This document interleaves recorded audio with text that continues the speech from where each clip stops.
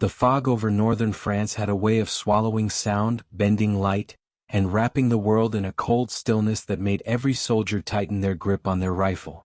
It was June 1944, just weeks after the Normandy landings, and the fields around St. Maurice were a mixture of cratered earth, burned farmhouses, and pockets of stiff, unmoving grass that the men prayed were not hiding a rifle barrel.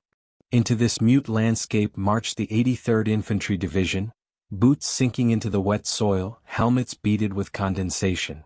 Among them walked Private Elias Ward, thin, quiet, and perpetually hunched over, as if trying to make himself smaller than he already was. Elias was not the kind of soldier people wrote stories about. He wasn't fearless or charismatic. He didn't tell jokes or brag about medals. His uniform hung a little too loose on his frame, and his fingers were always smudged with graphite or grease from whatever piece of equipment he had been tinkering with the night before.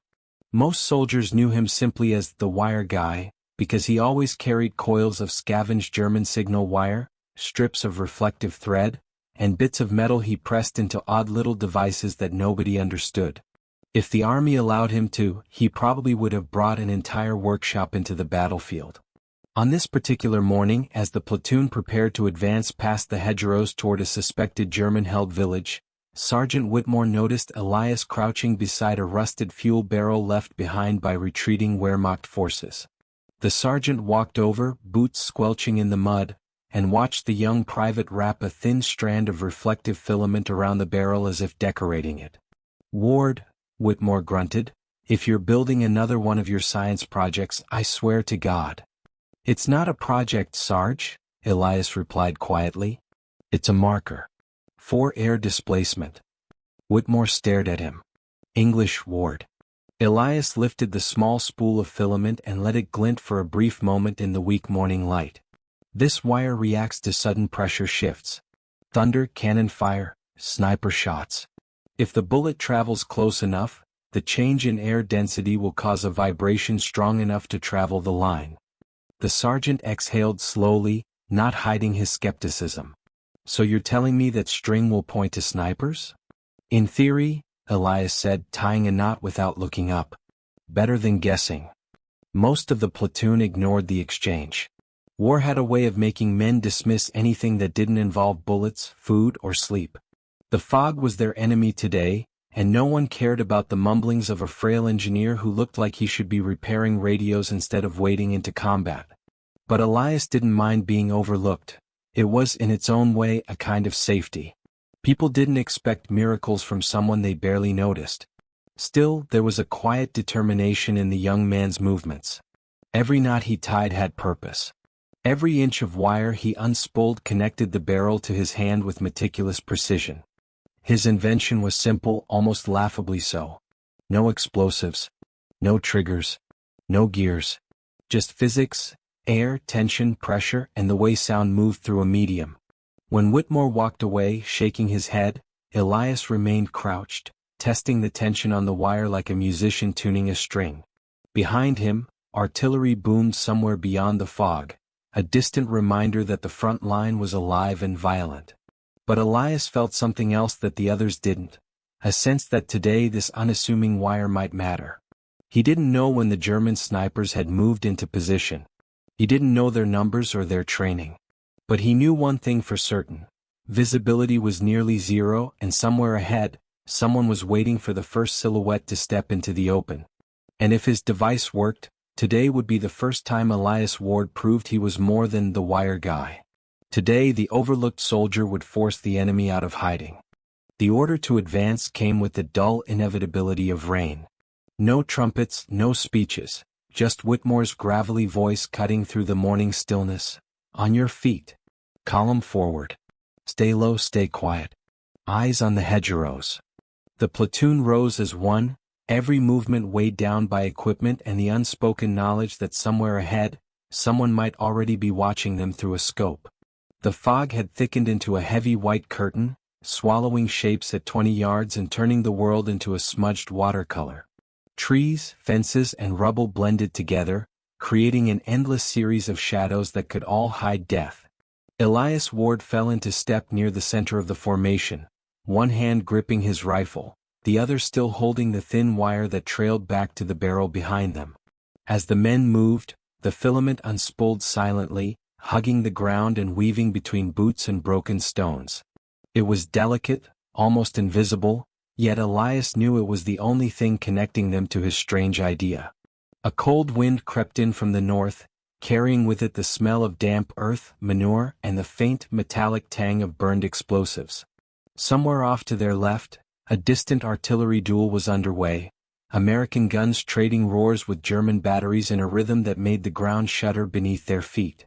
But here, in this fog-filled pocket of farmland and hedgerows, it was eerily quiet. Too quiet. "Feels wrong," muttered Corporal Hines under his breath. "Like we're walking into a movie set and nobody told us the ending." "Shut it," Whitmore snapped, though his eyes flicked nervously from hedge to farmhouse, from barn to ruined stone wall. The sergeant had been in enough fights to recognize the signs. The enemy wasn't firing blindly at distant silhouettes today. They were waiting, judging distance, measuring patience. Elias's mind worked in ways the others didn't share. As he walked, he visualized invisible cones of fire extending from potential sniper positions. Attics, haylofts, ruined bell towers, gaps in stone walls, windows darkened by blackout curtains. The fog, for all its menace, also gave him an advantage. Sound traveled strangely through it, diffusing yet lingering. Vibrations, too, behaved differently. The wire he held would be more sensitive here, less disturbed by wind and more influenced by sudden, sharp pressure spikes. He swallowed, feeling the dryness in his throat despite the damp air. It had all been theory up until now. Knights hunched over a mess table, quietly sketching designs on scraps of paper while other men played cards or smoked. Experimenting near the rear lines, watching the wire tremble when artillery echoed across the hills. But a sniper's shot was something else entirely. Shorter range. Different pressure wave. More precise. One mistake, one miscalculation, and this would all amount to nothing more than a piece of string in a field of ghosts. The platoon passed a shattered stone marker at a crossroads, its engraved letters half blown away by shrapnel. Beyond it, the land opened into a gently sloping field dotted with low stone walls and scattered hay bales. On the far side, rising like a faded silhouette from the fog, stood the village of St. Maurice. Roofs barely visible, church steeple reduced to a jagged stump by previous shelling. "Spread out," Whitmore ordered. "No bunching up. They see a cluster, they'll zero it in." The men obeyed, drifting apart in a loose skirmish line. Boots brushed through wet grass. Gear clinked softly. The fog muffled their presence, but it also made them feel blind. The field should have felt open and empty. Instead, it felt like a stage where someone had drawn the curtains and left their audience hidden. Elias's fingers tightened on the wire. He forced himself to breathe slowly, evenly, syncing his inhale and exhale with the rhythm of his steps. His ears strained for anything unusual, an extra echo, a cough, the subtle mechanical click of a bolt action being worked. Nothing. Just the wet hush of fog. They were halfway across the field when it happened. The first shot did not sound like in the movies. There was no exaggerated crack, no dramatic echo. It was a flat, vicious snap that sliced through the air and seemed to come from nowhere and everywhere at once. A split second later, dirt exploded inches from Hines's boot, spraying mud across his trousers. "Sniper!" someone screamed. The platoon dropped almost in unison, bodies slamming into the wet earth. Rifles swung up, eyes scanning the fog, fingers tightening on triggers. But there was nothing to see, no muzzle flash, no silhouette, just the low, suffocating blanket of white. Elias didn't drop all the way. He went to one knee, head lowered, heart pounding so hard it felt like it might break through his ribs. His hand flew to the wire. It was vibrating, not from their movement, not from wind, but from something sharper, more focused. He closed his eyes for a moment, blocking out the shouted curses and panicked breathing around him. His world shrank to the thin line running from his hand to the barrel far behind them. He felt for the direction of the pull, the way the tension shifted along the filament, the tiny oscillations that told a story only he could read.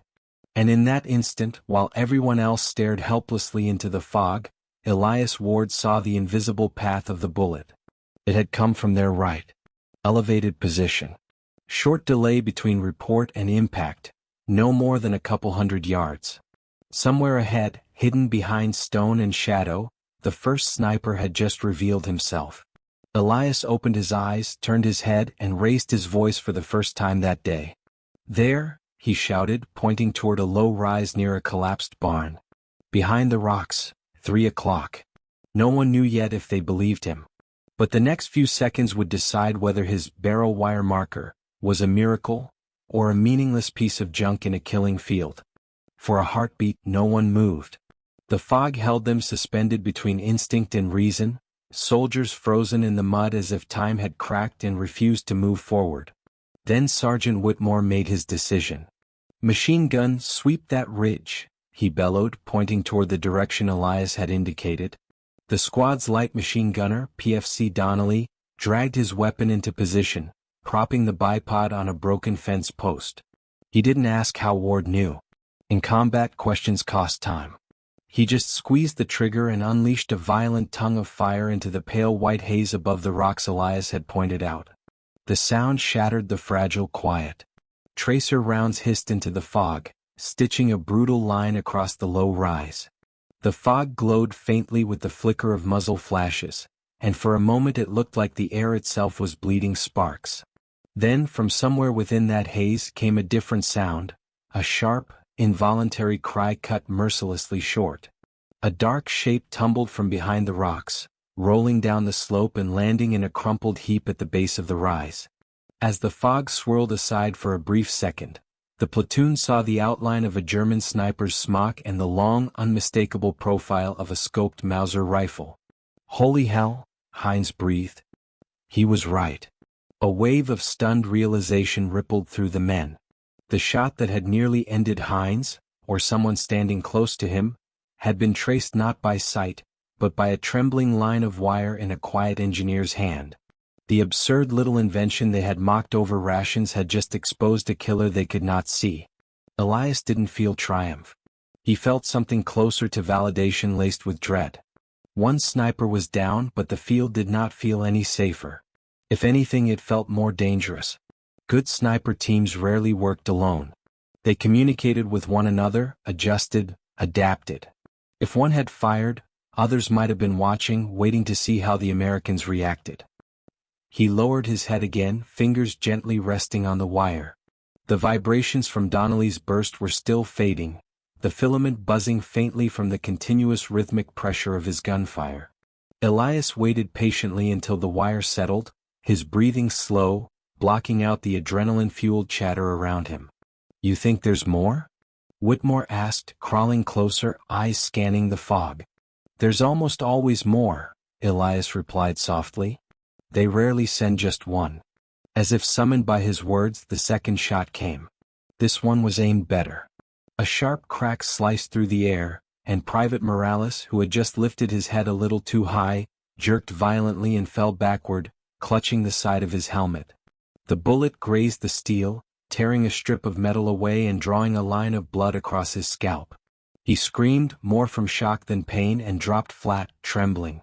"Left side," someone yelled reflexively, though nobody could say for sure. The platoon hugged the ground even tighter, trying to merge with the earth. The open field, which moments ago had been an uncomfortable but manageable crossing, had turned into a white arena with invisible walls and unseen spectators. Every man felt the weight of unseen eyes crawling over him. Elias forced his panic down and returned to the wire. The second shot had hit closer, and its shock wave was clearer. The filament jumped, sharply, decisively, pulling at an angle different from the first time. He gripped the line between thumb and forefinger and followed the direction of the vibration in his mind, imagining the path the wave had taken as it raced down the length of the wire. He turned his head slightly, aligning his gaze with what his fingers told him. The shot had come not from the right ridge this time, but from ahead and slightly left, near the shadowed outline of a farmhouse that loomed at the edge of the village like a crouching animal. "Second one, attic window of the farmhouse," Elias shouted, louder than he thought his lungs capable. "Top floor left side." Whitmore didn't hesitate. "Rifleman on that attic. Suppressive fire." Bullets snapped out toward the unseen window, punching into wood and stone. Splinters flew. A moment later, a single return shot answered, but it went wide, hurried, panicked. Elias knew that sound too. It was the tone of a sniper whose concealed advantage had just been torn away. Donnelly shifted his machine gun slightly. "You sure, Ward?" "Count your rounds and trust me," Elias replied, surprising even himself with the firmness in his voice. Donnelly squeezed the trigger again, sending a chattering stream of rounds into the upper floor of the farmhouse. Plaster, brick, and wood burst outward in a violent spray. A black figure lurched into view for a fraction of a second, arms flailing, then disappeared from the window entirely. The return fire stopped. Silence reclaimed the field, broken only by Morales's ragged breathing and the distant hum of artillery. "That's two," Whitmore muttered, glancing at Elias with something new in his eyes, respect tinged with caution. "How many more you think?" Elias didn't answer immediately. He listened, not with his ears this time, but with his fingertips pressed lightly to the wire. The filament was calming again, settling into that fragile stillness that existed between death and discovery. But as it grew quiet, Elias couldn't shake the feeling that the battlefield itself was holding its breath. He looked up, scanning the fog not for shapes but for angles. If he were the third sniper, where would he be? Not too close to the others. Overlapping fields of fire, but with enough distance to escape a concentrated response. Somewhere with good cover, and a clear view of any attempt to retreat.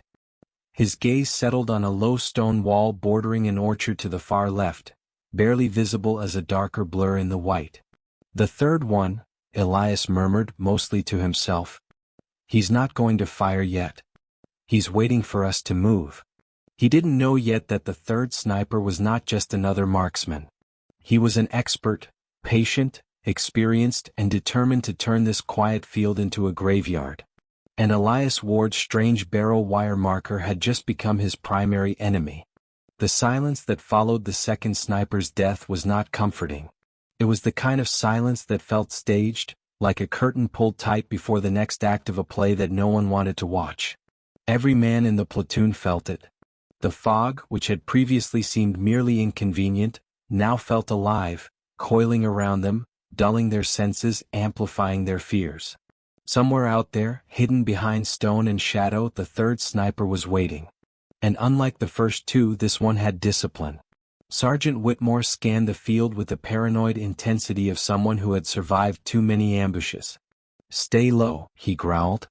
"Nobody pops their head up unless they want it taken off." Even his voice was quieter now, as if afraid to provoke the fog itself. Elias Ward remained on one knee, fingers lightly resting on the wire. He could feel nothing at the moment, no vibrations, no pull, no disturbance. It was like the battlefield was holding its breath. He tried to slow his own, to focus, to block out the shaking of his hands. He was no hero, he knew that. He was a wiry engineer who preferred equations to bullets. But the men around him were depending on his strange little device, and that realization made his heartbeat heavier than any gear he'd ever carried. The fog shifted slightly with a cold breeze, revealing the vague outline of the orchard to their far left, the place Elias suspected the third sniper might be. Rows of gnarled apple trees bent under years of neglect, their branches twisting into jagged shapes like skeletal hands. A low stone wall ran along the orchard's edge, broken only by a wooden gate hanging crookedly from one hinge. It was a perfect hiding spot, high enough to lie behind, strong enough to absorb bullet impacts, and with a wide, unobstructed view of the field the Americans were crawling across. Private Donnelly whispered, "He's got to be there, right? I mean, where else?" A bullet snapped into the earth inches from his elbow, kicking up a violent spray of mud. "Down!" Whitmore roared. Donnelly flattened himself instantly as another shot pierced the air, this one striking a rock beside Whitmore and sparking off it like a tiny firework. The shots were fast, precise, and controlled. Not the frantic firing of the previous sniper trapped in the attic. This one fired with confidence. "He's bracketing us," Elias said under his breath. "Testing angles, seeing who flinches and how. Then find him." Whitmore snapped, But there was no anger in his tone this time, only desperation. Elias closed his eyes and forced his trembling hand back to the wire. 2 shots meant 2 distinct pressure disturbances. They were small, subtle compared to a machine gun burst, but the fog helped dampen extraneous noise, making the vibrations cleaner. Elias felt for the direction. One was straight from the left. The other was slightly elevated. That meant the sniper wasn't prone. He was kneeling or resting the rifle on something. He opened his eyes. Left side. Orchard wall. Close to the gate. You sure? Yes, Elias said. But he's not alone. Whitmore blinked. What? He has a spotter, Elias whispered. These shots are too fast. He's adjusting too cleanly. Elias pointed at the orchard. He has someone calling corrections. Before Whitmore could process that chilling truth, the sniper fired again. This time not at them but at the wire. The bullet sliced through the filament with surgical precision, snapping it cleanly. Elias's breath caught. The lifeline of his invention, the tool that had exposed 2 hidden killers, lay limp in his hand. For the first time since the shooting began, he felt truly helpless. They know about your marker, Whitmore said grimly. Elias nodded. They saw the pattern. They realized how I found them. Then what do we do now? Another shot answered the question for them. It grazed the boot of Private Jefferson, causing him to cry out and clutch his leg even though the bullet had never touched flesh. Fear alone was enough to paralyze him. The third sniper wasn't trying to kill them all at once. He was trying to herd them, pushing the platoon toward a small depression in the field, a natural bowl where the land dipped just enough to trap them. If the Americans took cover there, the sniper and his spotter would have a perfect downward angle, an execution pit. They want us to move right, Elias said slowly, realization dawning. Toward the low ground. So we don't go right, Whitmore replied. Elias shook his head. He'll shoot anyone who tries to push left. And if we stay here, he waits us out. He has food, water, cover. We don't. So what's your plan, genius? Elias looked at the severed wire in his hand. I make a new one. Whitmore stared. Under fire? It's the only way, Elias said, lifting his pack. Inside were spare coils, reflective thread, and a small metal spike. I have to crawl close enough to get a reading. You'll be killed. Maybe, Elias admitted. But if I don't, everyone here dies. The sergeant didn't argue. He just placed a hand on Elias's shoulder and said, Then go. And we'll keep them busy. Elias swallowed hard, tucked the wire into his vest, and slid into the mud like a shadow. Ahead of him, the orchard waited, silent, patient, and hiding the deadliest marksman he would ever face. The mud was cold, slick, and clung to Elias Ward like a living thing. He crawled on his belly, elbows sinking into the wet soil with each slow push forward. The fog embraced him, swallowing his form in its pale thickness, muting the sounds of gunfire behind him. Every inch he advanced felt like he was dragging the weight of the entire platoon on his back. He clutched a fresh spool of filament in one hand and a small metal peg in the other. The severed wire still dangled from his vest like a torn nerve. Behind him, Whitmore and the others laid down intermittent fire. Short bursts meant less to hit the enemy and more to disrupt the sniper's rhythm, keep him guessing, keep him thinking they were still pinned behind the shattered fence line. The orchard loomed ahead, its twisted trees forming dark silhouettes in the fog. Elias could feel the cold air shift subtly every time a breeze passed over the low stone wall. Somewhere behind that wall, the third sniper, a man he had never seen yet understood intimately, was waiting with the patience of a hunter who had already counted his kills. At about 30 yards from the wall, Elias stopped crawling. Here the fog pooled thickest, masking him almost completely. The air was silent except for the distant thump of artillery miles away. No voices. No footsteps. No sound of metal scraping stone. He planted the metal peg into the dirt and hurriedly tied the new filament to it. His hands shook, both from cold and adrenaline. He didn't have time to secure it perfectly. It didn't matter. He only needed one reading, one tremor, one breath of displaced air to betray the sniper's exact position. He unspooled the wire as he crawled backward, leaving it stretched taut between the peg and his hand. His fingers closed around it gently, like a violinist preparing to pluck a string. And then he waited. Seconds crawled by like hours. Elias's heart pounded so loudly he feared the sniper might hear it. The fog thickened, pressing against him. His ears strained for any sign, anything at all. Behind him, Whitmore fired a short burst. That was the trigger. The sniper responded instantly, taking the bait. A single rifle crack cut through the fog, and the bullet tore into a tree trunk just inches from Whitmore's head. But Elias wasn't looking. He was listening. The wire in his hand trembled, not violently, but with a distinct, sharp vibration that traveled from the peg to his fingers like an electric pulse. He felt the direction, the angle, the speed. He visualized the point where the shockwave hit the line. He knew exactly where the sniper was. Far left corner of the wall, Elias whispered to himself. Kneeling position, scope steady. Spotter just behind him. He crawled 2 feet to the right, raising his head just enough to see a vague, dark blur through the fog. Nothing more than a shadow against a wall, but enough to confirm the silhouette. The sniper moved slightly. Elias saw the faint twitch. Just enough to adjust aim. That was all he needed. He lifted his rifle. He wasn't a marksman. He wasn't even particularly good at shooting. But the fog worked in his favor. The distance was close enough, and the silhouette clear enough. He inhaled, held his breath, and squeezed the trigger. The muzzle flash burst briefly in front of him. The recoil jolted his shoulder. And for a moment, there was nothing but silence. Then a shape collapsed behind the wall. Whitmore must have realized what happened because he shouted to the squad, "Advance! Now!" Machine gun fire erupted. The Americans surged forward, pushing across the open field in a desperate sprint. Elias rose to his feet and ran, stumbling, slipping in mud, heart racing as if it might burst. They reached the stone wall within seconds. Seconds that felt like an eternity. The third sniper lay slumped on his side, rifle dropped at his feet, a single clean bullet wound in his head. His spotter lay just behind him, struck down by Donnelly's machine gun during the rush. They were both still young. Younger than Elias expected. Their gear was meticulously arranged, their positions calculated with deadly precision. These were not amateurs. These were elite marksmen sent to turn the field into a killing ground. Whitmore looked from the bodies to Elias. "You got him." Elias nodded, chest rising and falling quickly. "The wire did." "No," Whitmore replied quietly. "You did."